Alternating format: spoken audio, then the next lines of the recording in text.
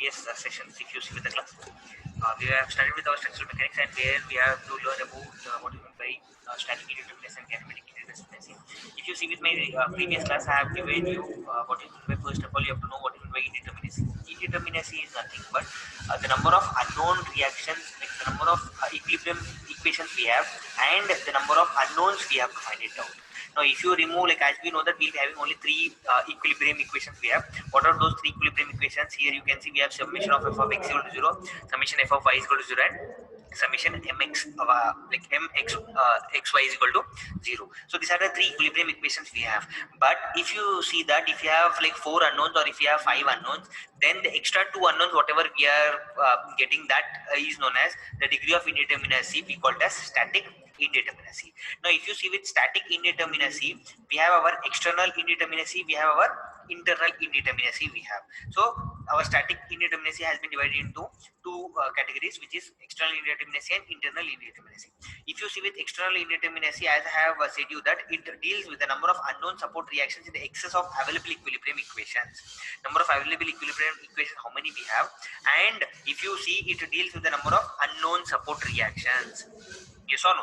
So if you go with here 2D structures, we have three equations: summation f of x equal to 0, summation f of y is equal to 0, and summation mx y is equal to 0. So similarly, if you go with here 3D structure, in 3D structure, if you see one the extra axis we have, that is our z axis. So that is the reason here we'll be getting total of 6 equations here we'll get. But if you see with our 2D structure, in 2D structure we'll be having only 3 equations we have. But if you see with our 3D structures, we will be having a total of 6 equilibrium equations we will get. So these are the 6 equilibrium equations we have. Similarly, even if you come with your internal indeterminacy, internal indeterminacy is nothing but what are the internal forces are there in a member. So the internal forces, if you check, we have shear force, we have bending moment, and we have axial force. Similarly, even if you check with your internal indeterminacy, in 2D we have 3 reactions, in 3D we have 6 total: Fy, Fx, Fz, Fx, Mxy, Mxz, Myz. So these are the total 6 equations we'll be having to find it out. Now let us go with our like equations for your SI. Now if you see with your equation, how can we write our equation? Now, if we see how to find out for any type of a beam, I am talking not only about our beams or frames. You can take any type of a like truss element. You can take a beam element, or you can even take a frame element, and you can solve that. Now, if you talk about your structure static indeterminacy. Static indeterminacy, we already know that static indeterminacy is equal to our external indeterminacy plus internal indeterminacy. Fine. Now, if you see the formula for this one, static indeterminacy, which is equal to here alpha m plus r minus of beta j plus gamma. Now you might get it out. Here you see we have static indeterminacy. This is static indeterminacy. Both if you combine, static indeterminacy is equal to alpha m plus r minus beta j plus gamma. Now if you talk about here alpha, what is alpha? Alpha is nothing but it is number of action in a member. Number of actions, if you see, just now I have said you action is nothing but we'll be having our shear force, we'll be having our bending moment, and we'll be having our axial force. So the alpha value, if you take, we'll be having the alpha value as equal to 3. Now similarly, if you talk about here m is nothing but number of members we have. What are the total number of members are there in any, like even if you take a beam element or a frame element, whatever total number of elements you have to calculate. Now r is nothing but the number of reactions. How many number of reactions we have, that you have to find it out. And as you all know that if it is a fixed beam, fine, or a fixed support, if you take, if it is a fixed support, the number of then the number of reactions will be 3. Now if it is an hinge support like this, then the number of equilibrium equations are 2. Now if it is an hinge support with a roller, if you get, then we'll be getting a 1. So this one you have to remember, r is 3 per year fixed one, r it is 3 per year hinge support, r is 1 per year hinge with a roller support. Now similarly, what is our next one? We have our beta. Now what is our beta? Beta is nothing but number of equilibrium equations. Equilibrium equations available at a joint. Now you take any joint. Now if I take this as a joint, fine. Now for this joint, how many like equilibrium equations will be there? The equilibrium equations will be equal to, so beta you can take the equilibrium equations will be 3. For any joint, if you take the equilibrium equations for beta will be equal to 3. So you can take beta as equal to 3. Now let us go with our J. J is nothing but number of joints available. What are the number of joints are available that you have to see? How many number of joints are there? 1, 2, 3, 4. It might be any number of joints. So last one, if you see, we have an alpha, which is nothing but this is number of, we have release. What do you mean by release? Now release, where does it come? It comes in case of your hinge. It comes in case of your hinge. Now if you take, this is our hinge one, fine. So this is this part, whatever you see, this is our hinge. Fine. What happens in a hinge and how we have to take with our gamma value? Now, if you see with that one, so hinge is nothing but how many number of members we have. Now, m minus 1 if you do, this is equal to gamma, which is nothing but if I have number of members, how many number of members we have. So here if you see, this is first member, so this is second member. So if I do 2 minus 1, that is here release, which is nothing but your hinge. So whenever you come across an hinge or whenever you see roller supports, roller support means if you will be getting a roller support like this to a wall. If you take a wall, fine. Now what happens? This can move like this, yes or no? So if you see with this one, this can move in vertical direction. So there a release can be happen.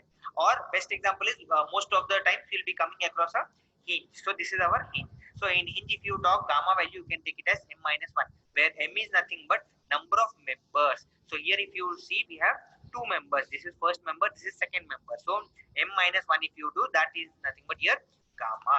Now similarly, let us go with our next concept. How can you able to see whether that member or that structure is a stable, unstable, and it is like structure is stable or structure is unstable we call, and in that case only we will even tell that it is indeterminate. Fine. Now if you see with anything, why? Because here in like static indeterminacy, you have to see whether the structure is stable, whether the structure is unstable, or whether the structure is indeterminate. Now how can you tell that the structure is stable? If your SI, if it is equal to 0, whatever SI, if SI you got it as 0, then you can tell that your SI is equal to, if it is SI is equal to 0, then I can tell that this is a stable. Similarly, if SI is less than 0, which means that you will be getting it as -1, -2, -3, or some value you will get, then I can tell that yes, the structure is unstable. And if SI is greater than 0, then I can tell that the structure is indeterminate. Whatever structure we take, that structure we call it as indeterminate structure. So the best example, if you, I think stable structure you can see most of the cases, but I just wanted to give an example of your unstable. So the best example of here unstable is if all the values or the reaction are, if you see here how many reactions are there and all the reactions are parallel to each other, yes or no? So here you can take a support. So here I have one of the support, here one of the support I have, here also I have one of the support. So these are my three supports. So even if you see there will be three reactions and all the three reactions are parallel. If all the three reactions are parallel, so such type of a structure is unstable. Yes. Now similarly, I just wanted to even show you one more example. So this was first example. Now even if you go with one more example, let us take that roller support is fixed. Now this is our hinge. So where you can just, so here I'll show you. So this is our roller supports are fixed over here. So this can rotate. All the three can just rotate like this. Yes or no? Wherever it requires, it can rotate. So this, let us take this first one. Let us take it as second one. This is as your third one. So all the three can rotate. So we can call this as our concurrent forces. So these are our concurrent forces. But the first one, if you see, these are the parallel forces. But if you see here, all the three forces are concurrent. Concurrent is nothing but which comes and meets at a single point. So here, so even if you take with this force comes and meets at single point. So even if you take this force, it comes and meets at a single point. So even if you take this one, it comes and meets with a single point. So that forces are nothing but we call it as concurrent forces, and concurrent forces will be like the members will be unstable. Whatever we take with our diagram here. So this one is unstable. So I think you came to know what is meant by a stable and what do you mean by an unstable, yes or no? So let us go with our problems, or I just wanted to even tell you what is meant by an hinge first. So I just want to explain you, if this is our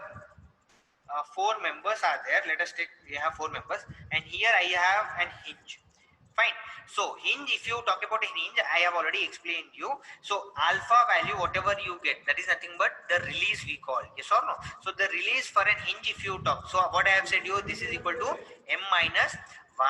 So m is nothing but number of members. How many number of members we have? 1, 2, 3, and we have 4. So we have 4 number of unknowns. We have minus 1 if you do. So alpha value will be equal to 3. So the number of release, if you see here, you can write the number of release will be equal to number of members minus 1. How many number of members you will have? Number of members minus 1 if you do, you will be getting the release. So number of releases here you will be getting. So I think you are comfortable with this one. So once again we'll just repeat it. So SI is nothing but we have an equation as alpha m plus r minus beta j plus gamma, where alpha is equal to number of actions we have, shear force, bending moment, and axial forces we have. Similarly, m is nothing but number of members we have, and r is equal to number of reactions. So reactions, how many we'll have? For fixed we have 3, for hinge we have 2, for roller support we have 1. So beta value, even if you take, which is nothing but number of equilibrium equations, and it will be equal to 3. Fine. So j is nothing but number of joints, and r is nothing but number of release. So number of release, how can we find out, which is equal to m minus 1? It might come in your hinge, or it might even come with your roller support. Similarly, we have to even know what is by stable, unstable, and indeterminate. Stable is nothing but SI should be equal to 0. Unstable is nothing but SI should be less than 0. Indeterminate is nothing but SI is greater than 0. So unstable, I have just given an example. Which is why? Because stable you will come across one or the other day, you will be coming across. If you get an answer as equal to 0, then you will be getting the structure will be equal to 0. But unstable is nothing but, you can see here, all the three forces, if they are parallel, or all the three forces are concurrent. CONC. If all the forces are concurrent, or if all the forces are parallel, then I can tell that yes, this structure is a unstable structure. So I just even wanted to show you about an hinge. So here if you see, we have an hinge support. How can we find out number of releases? Number of release equal to number of members minus 1. How many number of members here we have? 1, 2, 3, and 4. So 4 number of members we have. So 4 minus 1 if you do, we'll be getting number of release equal to 3. So thank you very much.